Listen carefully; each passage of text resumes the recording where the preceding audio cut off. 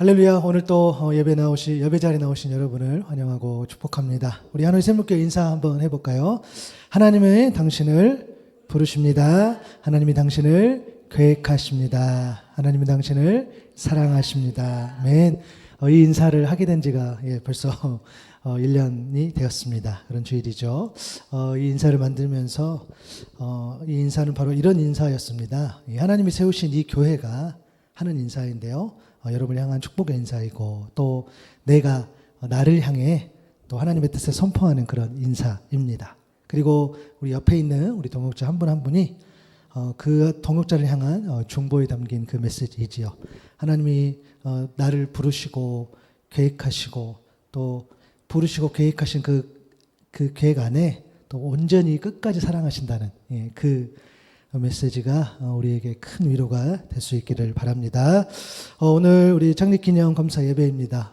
이제 1주년 됐지요. 해마다 드릴 수 있을지는 모르겠으나 이제 만약에 드린다 한다면 몇 가지 루틴이 생길 것 같습니다. 하나는 뭐냐면 며칠 전에 제 생일이었는데 이제 그 생일은 없어졌어요. 제 생일은 없어지고 이제 물론 이번에 뭐 엄청 많이 준비할 게 없죠. 사실 그냥 식사만 좀 더 준비하는 건데 그런 건 아니지만 또 이제 조금 더 교회가 더 안정돼가고 한다면은 어쩌면 뭔가 하나 두 개 더 준비하다 보면 저 생일이 없어질 것 같고, 또 하나는 오늘 말씀의 제목입니다. 하나님의 샘물이라는 말씀의 제목이지요. 그 하나님의 샘물이라는 말씀의 그 제목이 오늘 2024인데 그 제목들은 2025, 2026 이렇게 바뀌어 나가겠지요. 그리고 오늘은 또 한 가지 이제 그 루틴이 하나 있고요. 그리고 또 한 가지 루틴은 이제 10월 마지막 주일이 저희 이제 교단은 저희가 이제 보통 종교개혁 기념 주일로 드립니다. 종교개혁 기념 주일은 이 종교 개념 개혁이라는 그 역사적 사건을 기념하는 주일인데요. 우리가 잘 아는 것처럼 1517년에 이 마틴 루터가 이 가톨릭이죠. 가톨릭 교회를 향해서 95개조 반박문을 이제 발표한 것을 계기로 시작한 이 교회 내부의 어떤 그런 개혁 운동입니다. 그것 때문에 이제는 그런 어떤 하나님께서 원하지 않는, 하나님께 싫어하시는 그런 어떤 요인들이 있지요. 그런 것들을 반박하면서 이렇게 되어지는 그런 개혁인데, 이 일로 이제 가톨릭과 개신교가 이제 분리되는 그런 사건이지요. 그래서 교회마다 해마다 이때는 또 기념하면서 그 정신을 기념하면서 이제 그 개혁에 관련된 예배도 드리고 그런 말씀도 나누고 하는 그런 시간들을 보통 이맘때 보냅니다. 그래서 저희들도 그 창립 이제 기념 감사 예배를 드리면서 교회를 한번 둘러보고, 그리고 또 뭔가 또 우리가 개혁해야 되지 않나라는 것들을 묵상하면서 그래도 하나 정도는 꼭 우리가 좀 이거는 또 우리가 좀 개혁해 봅시다 라는 거죠. 그런 또 내용들을 우리가 좀 이렇게 담으면서 이 시간들을 보내면 좋을 것 같습니다. 제가 사역을 시작하면서 가장 많이 들었던 이야기입니다. 재정은 어떻게 되겠냐, 또 개척할 멤버는 있냐, 예배할 인원은 있냐, 뭐 이런 이야기를 이제 가장 많이 들었습니다. 물론 당시에는 둘 다 없었습니다. 하노이에서 오라는 사람도 없고 또 한국에서 이렇게 가라는 사람도 없었는데, 그럼에도 이제 하나님 마음을 주셨죠. 그래서 여러분 이건 있어요. 뭐냐면 하나님께서 마음을 주셨는데 도무지 잘 모르겠어. 확인할 방법은 하나입니다. 믿음의 결단으로 나아가는 거죠. 정말 나아가다 보면, 정말로 실행해 보면 하나님께서 열어주신 만큼 가는 거죠. 그것을 실제로 경험하면서 여기까지 오는 것 같습니다. 여러분, 교회 개척을 준비하면서 실제로 개척하고 또 이렇게 시간이 가면 갈수록 더 묵상이 되는 말씀이 있습니다. 그것은 뭐냐면 이사야 55장 8절에서 9절의 말씀입니다. 이는 내 생각이 너희의 생각과 다르며 내 길은 너희의 길과 다름이니라. 여호와의 말씀이니라. 이는 하늘이 땅보다 높음같이 내 길은 너희의 길보다 높으며 내 생각은 너희의 생각보다 높으니라. 아멘. 여러분, 사람의 생각이요, 또 높은 것 같지만, 또 뭔가 특별한 것 같지만 아니요, 하나님의 그런 어떤 길, 또 하나님의 생각과는 철저하게 다르다는 것, 말씀이 명확하게 명시되어 있습니다. 그래서 사람을 온전히 알 수 있다는 것, 그렇죠? 맞아요. 사역을 준비하면서 또 이 사역을 해 나가면서 개척을 또 준비하고 또 일들을 해 나가면서 정말 그런 것 같아요.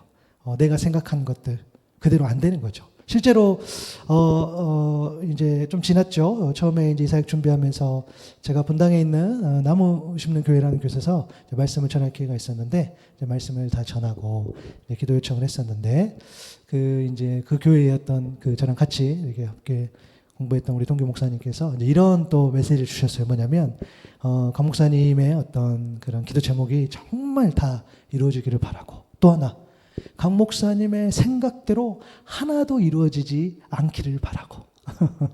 좀 은혜가 됐습니다. 맞아요.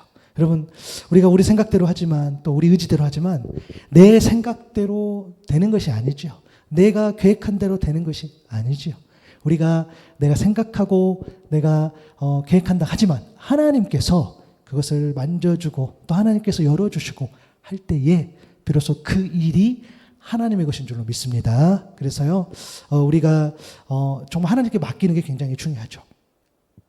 여러분, 우리가 우리의 삶을 생각해 보면 우리의 인생은 더 나은 것을 찾기 위한 그런 여정이라고 할 수 있어요. 더 나은 것이라는 것은 결국에는 더 좋은 것, 그렇죠? 내게 유익이 되고 또 나에게 좋아야 되고 또 상대방보다는 좀 위에 있어야 될 것 같고, 그리고 또 나를 도와줄 사람들을 만나고 또 나에게 필요한 사람을 만나고, 그것을 위해서 우리가 더 노력하고 더 애쓰고 더 수고하는 것 같습니다. 더 좋은 옷, 더 좋은 음식, 더 좋은 어떤 일터, 더 나은 이성, 이런 것들. 또 나에게 필요한 어떤 능력 있는 사람들을 만나는 것, 그 사람은 나의 우군이 되는 것, 이런 것들. 여러분, 오해하지 마십시오. 이러한 삶을 폄하하려는 것이 아니라 우리의 삶이 그런다는 겁니다. 우리의 삶이 더 나은 것을 쫓아간다는 거죠. 그런데 놀라운 것은 더 나은 것을 우리가 쫓아가는데 그 더 놀라운 것들이 늘 변한다는 거예요. 그래서 이거 좋다고 하면 이리 가고 또 이거 좋다고 하면 이쪽으로 가고 여기에 줄 서기도 하고, 그죠? 여기에 따라가기도 하고, 그러한 어떤 것들이 반복이 되는데요. 그래서 막 이것저것 이제 기울이는 거죠. 그런데 결국 그것도 내가 더 나은 것이라고 쫓아갔는데 결국 거기 가서도 보니까 내가 그것을 통해서 여전히 목마르다는 거예요. 여전히 허기 가지고 여전히 갈급함을 우리가 인생 가운데 느낀다는 겁니다. 그거 먹으면, 그거 만나면, 그거 경험하면 나에게 정말 위로가 되고 따뜻하고 목마름이 해소될 것 같은데 그게 아니라는 거죠. 우리는 또 찾습니다. 그러다 보니까 불안해요. 그래서 막 불안한 가운데, 염려 가운데 또 뭔가를 찾아다니고 더 뭔가를 수고하고 뭔가를 애쓰고 라는 우리의 어떤 모습들을 보게 됩니다. 왜요? 목마르기 때문입니다. 하노이에서 여러분 잘 아시겠지만 제가 2020년, 21년 어떤 기회가 있어서 여기서 첫 사역을 시작했었을 때에 가장 많이 묵상했고 고민했던 주제 중에 하나가 이 목마름이었습니다. 물론 코로나라는 특별한 상황이 있었기 때문에 더 그랬을 것 같기도 하고, 그러나 또 해외라서 또 우리의 또 삶이 또 그랬을 것 같고, 그러나 그런 거랑 또 어쩌면은 그런 환경과 상관없이 우리의 인생이 또 그런 목마름 때문에 늘 불안하고 염려하고 라는 어떤 그런 모습들을 보면서 이 목마름 어떻게 해결할 수 있을까라는 것이 저희 어떤 목표적 그런 고민이었습니다. 그러면서 그러면 어떤 교회, 어떤 하나님께서 어떤 공동체를 원하실까라는 것을 생각하면서 처음에 우리 교회의 어떤 미션, 그러니까 하나님의 샘물로 변화를 누리는 영적 쉼터라는 것이 교회의 어떤 존재 이유였는데, 처음에는 하나님의 따뜻함으로, 제가 이 용어가 굉장히 추상적이긴 한데 이 용어를 꼭 쓰고 싶었어요. 이 안에 좀 하나님의 어떤 마음을 담고 싶었어요. 근데 이 하나님의 따뜻함이라는 게 도대체 뭘까? 뭘로 대처하는 게 가장 좋을까? 그게 하나님 나에게 주신 그런 마음들을 정확하게 대변하면서 그것을 가지고 그것을 붙잡고 그 뜻을 붙잡고 갈 수 있을까라는 그런 생각을 해봤는데요. 물론 따뜻함이라는 말 안에 저희 어떤 목회적 그런 바람이 있었습니다. 따뜻한 목사가 되는 거. 따뜻한 목사는 어떤 따뜻한 목사야? 잘 모르겠어요. 그러나 누군가에게 말 그대로 따뜻함을 주고 또 위로가 되고 그런 어떤 좀 막연하지만 그런 어떤 목회자의 상을 좀 제가 가지고 있어서 그랬었지 않을까라는 생각이 좀 드는데요. 그러면서 결단하고 준비하면서 과연 내가 다시 또 하노이에 들어가서 사역하는 것들에 대해서 또 내가 또 어떻게 감당할 수 있을까? 또 해외 나가면 나랑 함께 할 수 있는 사람, 지금 쉽게 말해서 또 조직이 있는 것이 아니죠. 저희 가정만 있고 또 뭐 한국에 있으면은 뭐 가족이라도 우리 부모님이라도 이렇게 뭐 도와줄 수 있는 그런 상황이 아닌 것들. 그리고 현재 당시에 또 사임한 상태였기 때문에 뭐 어떤 또 교회 공동체 함께해서 공동체가 필요한데 또 어떻게 이걸 해결할 것이며 또 후원만으로 해결 안 될 텐데 우리가 어떻게든 자립하고 하려면은 정말 비즈니스가 필요한데 과연 이거를 감당할 수 있을까라는 것들. 그리고 제가 이제 이것을 오면서 하는 사역뿐만 아니라 또 우리 많은 또 우리 다문화 가정들 또 우리 현지인 사역들 제가 만약에 한인생만 생각했다면 아마 그런 결정은 못했을 것 같아요. 그런 마음만 있었다면 그렇죠. 그래서 그런 것들 여러 가지로 이렇게 고민하고 또 아이들은 이곳에서 어떻게 잘 적응할 수 있을까? 뭐 이런저런 생각하니까 갈 수 없죠. 이런 거 저런 거 다 해결하고 한다고 하면 갈 수 없어요. 그러나 여전히 그런 고민들은 드는 거죠. 그러면서 가장 또 고민이었던 게 이제 파송 예배를 드려야 되는 그런 교회를 찾고 있는데 하나님의 뜻이라면 저는 굉장히 어떤 환경도 그렇고 자연스럽게 열려야 되는 것이 하나님의 뜻이라고 사실 지금도 믿고 있어요. 실제로 많은 일들이 그렇게 되고요. 그러니까 어느 날 갑자기 전혀 상관없는 것이 어떤 일이 진행이 되어서 하고 어떤 일이 펼쳐진다. 그것을 기대하는 것은 좀 성숙하지 못한 그런 좀 믿음이지 않나라는 생각을 하게 됐는데 그래서 제가 사역했던 교회나 제가 오랫동안 지냈던 그런 고향에 있던 교회나 뭐 여기 교회 중에 한 곳이 제가 파송 예배를 드릴 수 있는 교회가 되지 않을까라는 막연한 생각이 있었어요. 그것은 제가 그 교회하고 뭐 인정받아서 또 뭐 저와의 어떤 관계들, 뭐 제가 실력이 있건 없건 그런 것은 좀 다 넘어서서 정말 저하고 그래도 인연이 있던 교회 중에 곳이 이제 이렇게 예배를 드릴 수 있을 거라고 생각했는데 이제 하나님께서는 전혀 다르게 제가 물론 이것도 또 어떤 관계로 연결이 되는 거죠. 저와 함께 청년 때 함께 신앙생활했던 우리 사모님이 계시는데 지금 사모님 되셨는데 그 사모님의 어떤 남편 우리 목사님께서 이렇게 전주샘물교회로 이렇게 연결해 주셔서 제가 목사님께 인사드리고 하면서 그 연결들이 진행이 되면서 파송 예배는 여기서 드려보자라고 해서 시작이 됐던 게 좀 기억이 납니다. 하나님께서 또 그렇게 열어주신 것들을 보게 되는 거죠. 그래서 1년간 또 열심히 또 교회 소식도 알리고 또 이런 사역들을 하고 그리고 이렇게 기도 요청도 한 거죠. 물론 재정도 재정이지만 정말 기도하고 같이 이 사역에 관심 가져주고 같이 할 수 있는 그런 분들이 저에겐 필요했죠. 그런 공동체가 필요한데 그런데 우리 그 전주샘물교회에서 그런 어떤 역할들을 해주시고 또 함께 동역했던 또 교회들 또 관계 맺었던 교회들이 하나하나 관심을 가져주시고 그렇게 하면서 이 사역이 하나하나 또 진행이 된 것 같습니다.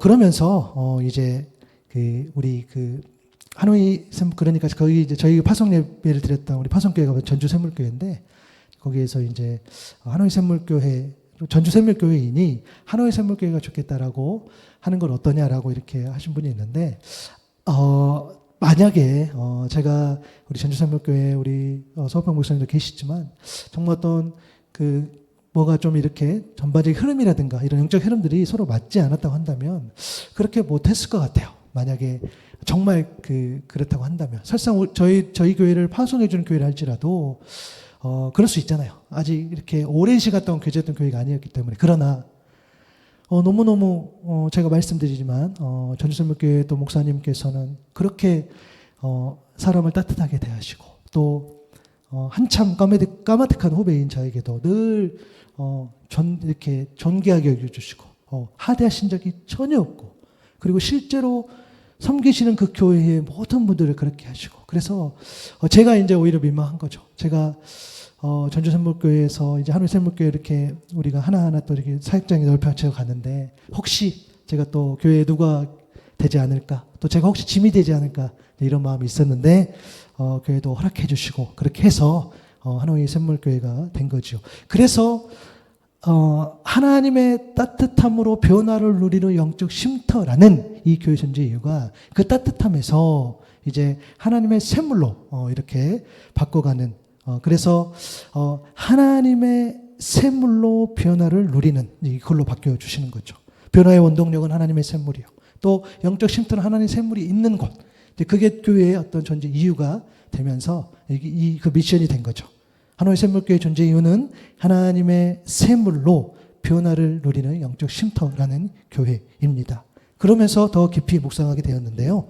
요한복음 4장 13절과 14절에 보면 예수께서 대답하여 이르시되 이 물을 마시는 자마다 다시 목마르려니와 내가 주는 물을 마시는 자는 영원히 목마르지 아니하리니 내가 주는 물은 그 속에서 영생하도록 솟아나는 샘물이 되리라. 우리에게 잘 알려진 요한복음 이 4장 말씀 사마리아 여인과의 대화하는 장면입니다.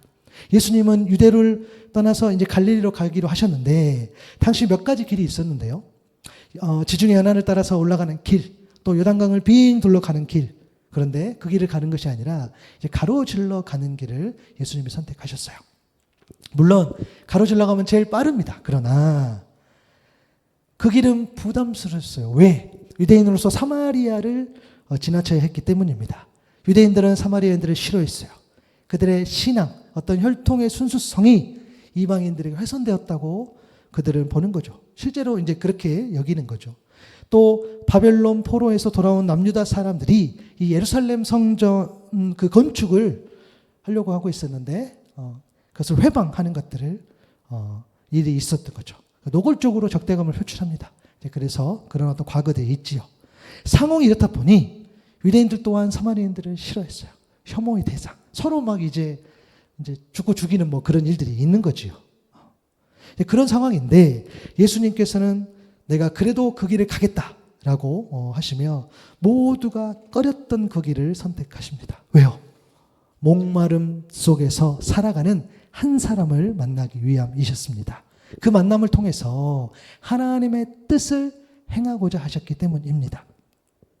여러분, 우물에서 마시는 물, 거기에 이제 물 뜨는 장면, 서로 예수님께서 사마리아인께 물을 달라고 하시는 그 장면 속에서. 그러나 그 우물에서 마시는 물은 결국 또 사람을 목마르게 하는 거죠. 하지만 예수님이 주시는 물은 영원히 목마르지 않게 하는 생명의 물이라는 게 그 요한복음 4장에 나오는 이야기입니다. 생명의 물은 우리 안에서 영생에 이르는 그런 샘물, 물의 근원이 되는 거죠. 그것은 마르지 않고 끊기지 않습니다. 마치 예수님 안에서 하나님의 사랑이 결코 끊어지지 않는 것과 같은 이치인 거죠. 예수님께서 주시는 그 물은 끊기지 않고 또 마시면 목마르지 않고 그것을 말하는 겁니다. 이사야 55장 1절에 보니까 너희 목마른 사람들아 어서 물로 나오라. 돈이 없는 사람도 오너라. 너희는 와서 사서 먹되 돈도 내지 말고 값도 지불하지 말고 포도주와 젖을 사거라. 돈도 내지 말라는 말이 무슨 말입니까? 주님께서 십자가에서 자신의 생명으로 그 값을 내셨다는 겁니다. 보혈의 피가 바로 그 값이죠. 그러므로 하나님의 샘물은 우리를 향한 하나님의 선물인 줄로 믿습니다. 55장 2절에 보니까 어찌하여 너희는 양식을 얻지도 못하면서 돈을 지불하며 배부르게 하여 주지도 못하는데 그것 때문에 수고하느냐. 들어라. 내가 하는 말을 들어라. 그리하면 너희가 좋은 것을 먹으며 기름진 것으로 너희 마음이 즐거울 것이다. 사람의 수고와 노력 더 나은 것을 얻을 수 있다고 생각합니다. 그렇죠? 내가 노력하고 내가 수고하고 맞죠? 틀린 말이 아니죠. 그렇게 했을 때에 이 세상에서 성공할 수 있어요. 맞아요. 내가 수고하고 했을 때에 맞습니다. 성공하고 뭔가를 얻고 성취하겠죠. 그러나 그 성공이 영원한 생명을 보장해 주지 않는다는 겁니다. 그 성공이 내가 마치 뭔가를 다 이룬 것 같고 하지만 그것이 온전한 어떤 기쁨과 온전한 만족으로 이루어지지 않는다는 거예요. 결국 사람은 죽음과 심판이라는 그 마지막에 이를 텐데 거기에서 내가 이룬 성공, 내가 이룬 부, 내가 이룬 명예는 아무것도 아니라는 겁니다. 여러분 그 자체를 폄하하려는 것이 아니라 우리의 마지막이 그런다는 거예요. 우리 인생의 마지막이 결국에는 죽음과 심판이라는 그 마지막에 이르는데 내가 이룬 성공, 내가 이룬 어떤 성취가 그것을 그것을 영원한 생명으로 보장해 주지 않는다는 거예요. 그 마지막에는 그 어떤 수고와 노력에도 더 나은 것, 더 좋은 것, 마치 정말 내가 거기 가면 뭔가 더 나은 것이겠지. 그래서 내가 더 수고하고 노력해서 내가 뭔가를 얻고 뭔가를 이렇게 가둬두고 뭔가를 내 안에 놓고 우리가 그렇게 살아가잖아요. 근데 그런 것이 아니라는 겁니다. 결국 여러분 우리의 가장 좋은 것은 뭐죠? 하나님 나라를 영원토록 하나님 나라를 살아가는 것. 영원한 생명, 영생을 얻는 것. 그게 우리에게 가장 귀한 것인데 그래서 이렇게 말씀하는 겁니다. 얻지도 못하고 채워지지 않는 것들. 너희들이 수고하고 애쓰고 너희들 노력으로 해서 영원한 생명, 영생에 이를 수 없는데 어찌 너희들은 그렇게 수고하고 어찌 너희들은 그렇게 배부르게 하여 주지도 못하는 것. 그 목마름을 해소해 주지도 못하는 것. 그런 것들을 쫓아가느냐라는 이야기를 하고 있는 겁니다. 그래서 여러분 사도 요한이 이렇게 말해요. 영생은 곧 유일하신 참 하나님과 그가 보내신 자 예수 그리스도를 아는 것이다. 요한복음 17장 3절이죠. 영생은 곧 유일하신 참 하나님과 그가 보내신 자 예수 그리스도를 아는 것이니라. 그렇게 분명하게 이야기해요. 내가 내 노력으로 내가 내 열심으로 영원한 생명을 얻는다는 것이 아니라 참 하나님과 예수 그리스도를 아는 것. 그러니까 우리가 하나님 나라에서 영원히 그분과 친밀하게 살아가는 그 영적인 원리가 뭐죠? 바로 예수 그리스도를 아는 것. 예수 그리스도와 연결되어 있다는 겁니다. 그 예수 그리스도를 믿는 믿음이 필요하겠죠. 그래서 요한일서 5장 4절에 보니까 무릇 하나님께로부터 난 자마다 세상을 이기느니라. 세상을 이기는 승리는 이것이니 우리의 믿음이니라 라고 이야기합니다. 교회를 이렇게 개척하고 또 1주년 우리 감사 예배를 드리면서 여기 계신 분 중에 저에게 이런 문자를 보내주셨어요. 목사님 1주년, 2주년, 5주년, 10주년 될 수 있기를 바라고 정말 그렇게 되기를 소망하고 정말 그렇게 될 거예요 라고 문자를 주시면서 또 그렇게 격려해 주시고 위로해 주시죠. 감사해요.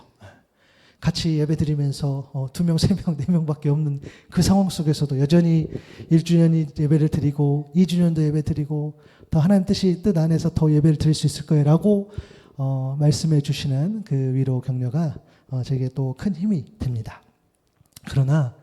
그러면 여러분 하노이 샘물교회 입장에서 어쩌면은 세상의 성공 그러니까 어떤 세상에서 이기는 것들이 다를 수 있겠죠. 그래서 우리가 마치 뭔가가 이 교회가 막 부흥하고 뭐 교회가 막 사람이 늘어나고 우리가 자칫 잘못하면 거기에 몰입될 수 있는데 아닌 거죠. 그래서 그것 자체를 어떤 뭐 이렇게 폄하하려는 것이 아니라 우리가 조금 더 본질을 이야기하자는 거예요. 뭐냐면 하노이 샘물교회 입장에서 세상을 이기는 승리는 하노이 샘물교회가 2주년 되고 3주년 되고 5주년 되고 10주년 되고 그런 것이 아니라는 거예요. 하노이 샘물교회가 지금 서너 명, 4, 5명, 6명 예배 드리는데 그 인원이 10명 되고 20명 되고 50명 되고 뭐 100명 되고 수백 명 되고 뭐 더 많아지고 이것이 결코 세상에서 어떤 성공이요 세상을 이기는 것 그게 아니라는 겁니다. 내 안에 예수님을 향한 온전한 믿음이 있는 것. 이 교회를 섬기고 있는 예배하는 한 사람 안에 주님을 향한 뜨거운 믿음이 있는 것. 그래서 그 믿음으로 하나님을 사랑하고 이웃을 사랑하는 것. 그 어떤 상황 속에서도 흔들리지 않는 믿음이 있는 것. 그러하기에 오늘도 그 믿음을 붙잡고 묵묵하게 예수의 길을 걷는 것. 바로 이것이 진짜 믿음이요. 세상을 이기는 진정한 승리인 줄로 믿습니다. 그러므로 우리에게는요, 하나님의 샘물이 필요해요. 왜? 언제나 목마르고 허기질 수밖에 없는 이 세상 안에 있기 때문입니다. 내 안에 믿음이 있다 할지라도 여전히 나는 목마를 수 있어요. 우리 육신 가운데 있기 때문에. 우리에겐 그래서 하나님의 샘물이 필요한 것이죠. 오늘 또 하나님의 그 샘물을 우리가 마시고 이 목마름을 해소하면서 온전히 믿음으로 나갈 수 있어야 돼요. 요한복음 7장 37절 하반절부터 39절에 보면 예수께서 서서 외쳐 이르시되 누구든지 목마르거든 내게로 와서 마시라.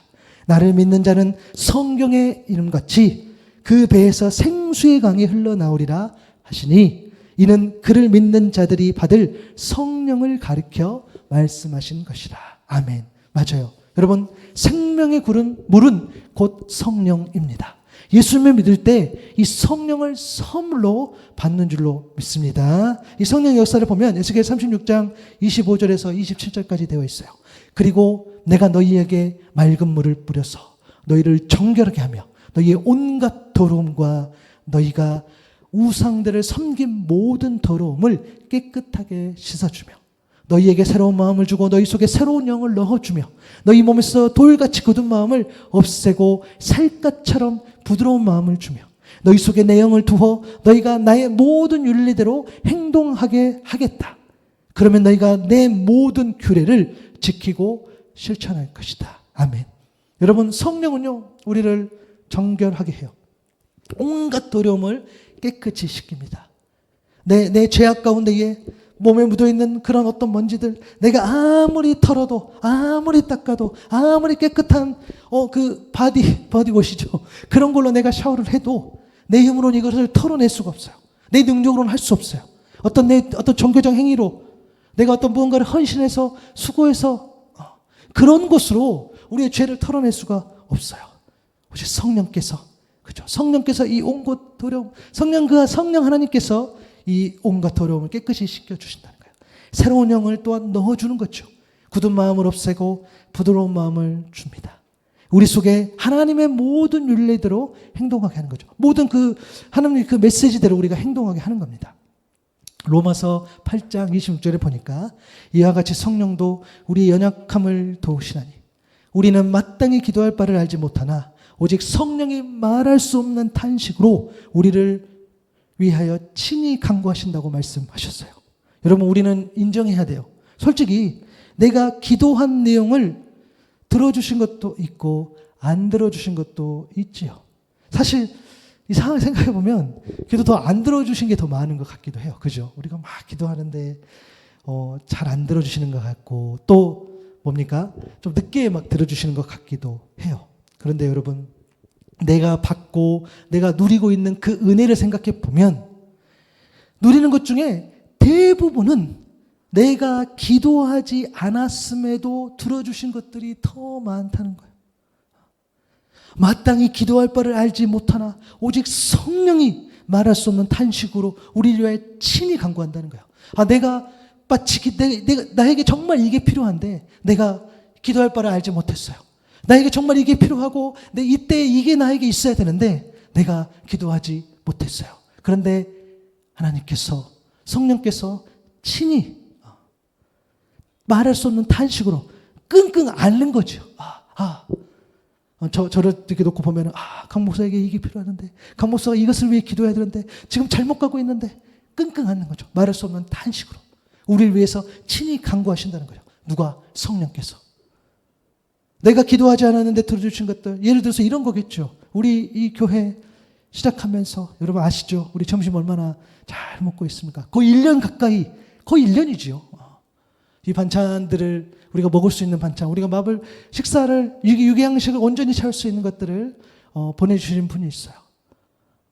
감사하죠. 한 번도 그렇게 계획한 적 없고 한 번도 그렇게 하자고 한 것이 없지만 그게 성령의 인도하심 따라 자연스럽게 또 되는 거죠. 또 한국에서 기도와 후원으로 함께하는, 제가 늘 축도 때마다 언급했던 그 아론과 훌, 저를 아는 분도 있겠으나 저를 건너 하는 분들, 저를 전혀 모르는 분들도 같이 기도하고 또 크든 적든 같이 후원해 주시고 그러면서 이 교회를 세워가는 모습을 보는 거죠. 제가 한 번도 기도하지 못했고 제가 한 번도 바라보지 못한 그곳까지에서도 하나님께서, 성령께서 인도해 주심으로 이 사역을 도와주신다는 거예요. 그래서 저는 이 교회가 모습이 어쩌든 인원이 많든 적든 또 앞으로 어떻게 될든지 그것은요 정말 하나님께 내가 맡길 수 있는 이유가 뭐냐면 그런 요인들이 있어요.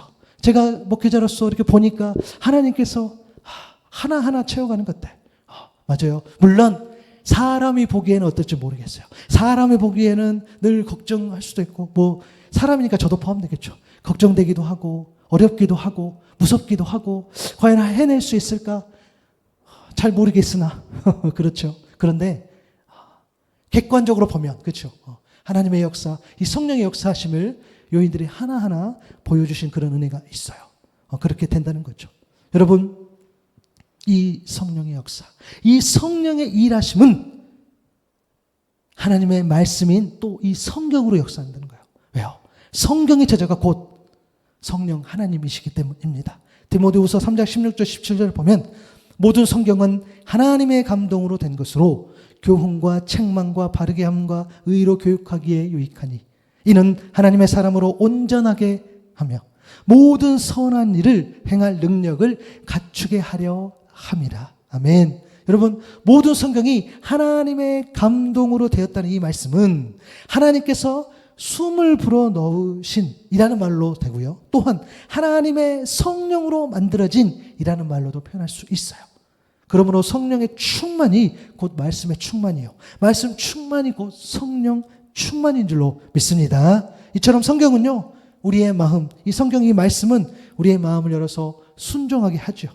말씀을 통해서 우리는 영적 양분을 얻어서 성령의 풍성한 역사를 누릴 수 있게 되는 거죠.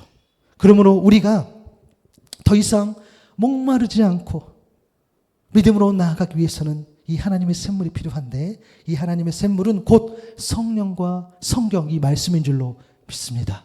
이것이 우리에게 하나님의 샘물이라는 거예요. 성령의 충만함, 말씀의 충만함이 이 하나님의 샘물이라는 거예요. 그렇다면 어떻게 우리가 이 하나님의 샘물을 누릴 수 있을까요? 이 마르바던이라는 이 신학자까지 이렇게 이야기하셨어요. 성경은 하나님과 하나님이 하시는 일에 대하여 무엇라 말하는지를 알고자 하는 관점에서 성경을 읽어야 한다. 즉 성경 읽기의 목적은 예배여야 한다. 성경 본문들은 그러한 활동들에 우리의 참여를 유도하려 기록되었다는 것이다.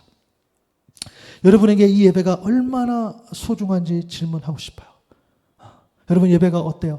여러분에게 정말 예배가 소중하십니까? 방금 이 글을 제가 인용했던 이 마르바던은 이런 이 신학자가 또 이런 이야기를 했어요. 이 본인의 이 책 제목이기도 한데 예배 관련된 건데요. 고귀한 시간 낭비, 하나님 백성의 거룩한 습관, 예배 이런 표현을 써요. 참 많은 것을 생각하게 해요. 고귀한 시간 낭비, 그렇죠? 사실 여러분 죄송한데요. 우리가 예배를 거룩하게 이야기해요. 맞아요. 그렇잖아요. 우리가 하나님께 예배 드리기 때문에 이 예배가 귀하고 우리 얼마나 또 예배도 많이 드리고 정말 이 예배에 대해서 우리가 남다르게 생각하잖아요. 그런데 여러분 잘 보세요. 예배는 낭비예요. 낭비. 그렇잖아요. 시간 낭비. 시간도 드려야 되고 돈도 드려야 되고 그렇죠? 여러분 여기서 예배 드리려면 예 맞아요. 월세도 내야 되고 장비도 필요하고 뭐도 사야 되고 그렇죠? 다 필요해요. 다 어떤 면에서 낭비. 그리고 혼자 못해요. 말씀을 전하는 자도 있을 것이고 받는 자도 있을 것이고 이걸 뒤에서 이런 음향들이나 이런 것들을 도와줄 분들도 있을 것이고 이 예배만 놓고 보면은 낭비요 낭비. 세상 사람들이 얼마나 이 예배를 보고 낭비 어떻게 시간 낭비하고 돈 낭비하고 사람 낭비하고 그렇게 낭비라고 이야기하는 줄 몰라요. 그렇죠? 그런데 고귀한 시간 낭비 또한 거룩한 습관에 의한 그런 낭비들 잘 생각해 보세요. 이 한 번의 예배를 위해서 이 하노이 샘물교회 이 한 번의 예배를 위해서 얼마나 많은 시간들 얼마나 많은 재정들 얼마나 많은 사람들의 낭비가 있었는지 아십니까? 맞아요. 다 낭비예요. 그렇게 따지면 그런 어떤 세상의 논리로 따지면 다 낭비예요. 그런데 고귀한 시간 낭비 하나님의 백성의 거룩한 습관들 이 예배 안에 하나님의 샘물이 가득하다면 그것은 고귀하고 거룩한 그런 시간의 낭비인 줄로 믿습니다. 여러분 그래서 여러분들 진짜 우리가 알아야 돼요. 이 한 번을 예배를 위해서 여러분들 그냥 나온 것 같지만 그렇죠? 그냥 내가 나온 것 같고 그냥 와서 예배 드린 것 같지만 아니요. 이 예배를 위해서 지금 당장에 많은 어떤 낭비들 그러나 그 전에도 수많은 어떤 시간과 재정과 기도와 헌신과 어떤 그런 수고와 애씀들이 쌓였어요. 세상 그것을 낭비라고 하겠지만 아니요. 하나님께서는 그것을 귀하다 여기셨어요. 맞아요. 저와 여러분을 살리기 위해서 십자가에서 생명까지 낭비하신 분이 바로 우리 주님 아닙니까? 그렇죠. 그래서 이 예배가 그렇게 중요한 거예요. 왜요? 여기에 하나님의 샘물이 담겨 있기 때문에. 아멘. 그래서 여러분 진짜 신앙인이라면 교회 안에서는 물론이요, 교회 밖 자체가, 이 삶 자체가 바로 하나님만을 향하는 예배이어야 한다는 거예요. 교회가 하나님과 단절된 관계를 회복하고 새로운 힘을 얻는 곳이라면, 그래서 그런 의미에서 중요하다면 교회 밖 세상은 회복된 이 하나님의 관계를 어떻게 해요? 증명하는 거죠. 내가 온전히 은혜 받은 자로서 살아내는 거죠. 그래서 하나님 허락하신 그 새 힘으로 정말 밖에서 실제로 살아가는 곳이 세상이라면 그런 의미에서 세상은 중요해요. 여러분, 교회 안이 중요하고 교회 밖이 안 중요하고가 아니에요. 교회 안은 교회 안대로 중요하고 교회 밖은 교회 밖대로 중요해요. 그것이 하나님의 뜻인 거죠. 그래서 여러분, 결국에는 예배입니다. 예배를 통해 하나님의 샘물을 경험하고 누릴 수 있기 때문입니다. 하나님의 샘물, 이 성령의 말씀은 그래서 이 예배를 통해 우리서 경험해서 우리의 이 목마름과 갈급함이 충족될 줄로 믿습니다. 그래서 예배가 중요한 거예요. 그래서 이 예배를 생명처럼 여기는 거예요. 그래서 이 예배를 여러분 낭비하는 거예요. 시간도 낭비하고 재정도 낭비하고. 왜요? 그것이 정말 온전히 하나님께 드려질 때에 우리는 그 하나님께 드려진 그 예배를 통해서 하나님의 샘물을 경험할 수 있는 거죠. 그러므로 우리는 이 예배가 개혁되어야 돼요. 여러분, 개혁이라는 것이 막 그 순서, 우리 이랬잖아요. 이 개혁, 이 변화는요, 본질을 전제로 하는 거예요. 갑자기 순서를 뭐 더 넣으면서 개혁하자. 예배의 순서를 빼면서 개혁하자. 어떤 형식을 이야기해요. 물론 중요하죠. 그러나 제가 좀 말씀드리고 싶은 것은 조금 더 본질적인 이야기예요. 그리고 우리가 변화한다고 해서, 뭔가 개혁한다고 해서 엄청난 무언가를 해야 한다는 의미 또한 아닙니다. 그러나 여전히 우리는요, 우리의 예배는 변화되어야 되고 또 개혁됨으로써 하나님께 더 가까이 가야 된다는 거죠. 그것은 올해 또 우리 교회에 또 저를 통해, 목회자를 통해 또 저희 교회에 주신 그런 예배의 개혁. 여러분, 이 질문 한번 받아보세요. 저 여러분이 드리는 이 예배 안에 어떻게 말씀이 가득하게 할 수 있을까입니다. 어떻게 하면, 그러면 우리가 개혁하려면 하나님 말씀이 필요한데 이 예배 가운데 어떻게 하나님 말씀을 가득하게 할 수 있을까? 여러분, 놀라지 마십시오. 방법이 있어요. 그것은 말씀을 전하는 제가 하나님의 말씀만 전하고 말씀을 받는 여러분이 하나님의 말씀만 기대하고 갈망하는 겁니다. 다시 해볼까요? 말씀을 전하는 제가 하나님의 말씀만 전해요. 그럼 이 말씀 가득하겠죠. 그리고 말씀을 받는 여러분이 하나님의 말씀만 기대하고 갈망하고 사모하고 사랑하는 거예요. 개척교회 목사들이 사실 이 사역을 감당하면서 할 수 없는 메시지가 있어요. 하지 말라고 해요. 그것은 우리 목회자 선배님들도 그런 말을 이제 뭐 직접이든 간접이든 하시고 성도님들도 그렇게 말하실 수도 있어요. 그럴 때도 있죠. 마음에 찔리는 메시지를 하면 성도들이 부담스러워한다는 거예요. 회개해야 된다는 점, 순종해야 한다는 거, 십자가를 져야 한다는 거, 좁은 길을 가야 한다는 거, 네가 죄인이라는 거, 그런 이야기를 부담스러워한다는 거예요. 또 재정에 관한 것, 11조를 드려야 된다, 감사헌금을 드려야 된다, 무슨 헌금을 드려야 된다, 교회 봉사를 해야 된다, 수고 헌신해야 된다, 이런 어떤 이야기들을 싫어한다는 거예요. 그런 이야기를 하면 오늘 예배드리고 그 다음 주에 안녕 한다는 거예요. 또 해볼까요, 여러분? 또 성도님들이 교회에서 듣고 싶어하는 것이 있어요. 위로와 격려와 돌봄들, 어떤 보호하심, 맞죠? 저도 좀 그런 이야기 듣고 싶어요. 누군가 나를 위로해주고 격려해주고 돌봐주고 사랑해주고 지지해주고, 맞아요. 그런데 여러분 잘 생각해보면 내가 싣고 싶어하는 그런 위로와 격려는 뭐냐면 힘들고 어려운 그런 고난의 과정이 생략된 은혜라는 거예요. 여러분 불편해도 들으셔야 돼요. 여러분 가운데, 저도 마찬가지죠. 내가 하나님의 은혜를 구하고 내가 은혜를 사모하지만 힘들고 어려운 그런 고난의 과정이 생략된 은혜. 여러분, 그래서 우리가 그런 은혜를 값싼 은혜라고 하죠. 사랑하는 여러분, 하나님의 말씀은 우리의 심령 가운데 여러분 불편해야 합니다. 이것은 쓴 약이 몸에 좋은 것과 같은 이치입니다. 달콤하고 마시는 약이 몸에 좋기는 어렵잖아요. 여러분, 말씀을 전하는 자로서 개인적인 소망이 있어요. 이런 거겠죠. 제가 말씀을 전했어요. 그런데 여기 계신 분들이 오늘 너무 불편한 거예요. 강 목사 또 불편한 이야기 하네. 못 듣겠네. 오늘 너무 불편한 거예요. 그런데 돌아서면 세상에 나가서 결정적일 때 제가 하나님의 말씀을 전했던 그 내용이, 그 불편했던 그 말씀이 여러분 가운데 다시 생각나는 거예요. 그래. 그때 그렇게 불편했지만 그것이 기준이 되고 그것이 방향이 되는 것이 많구나. 그래서 그것이 진짜 위로가 되고 진짜 평안이 되었을 때예요. 또 굳이 그렇게까지 살아야 하나? 또 굳이 그렇게까지 기도해야 되나? 꼭 그렇게까지 수고하고 헌신해야 하나? 꼭 그렇게까지 좁은 길로 가야 하나? 라는 그런 마음이 들었을 때도, 들었지만 정말 믿음이 필요한 순간에 그렇구나. 그래서 주님이 십자가를 지셨구나. 그래서 주님도 기도하셨구나. 그래서 주님도 수고하고 헌신하고 좁은 길을 가셨구나.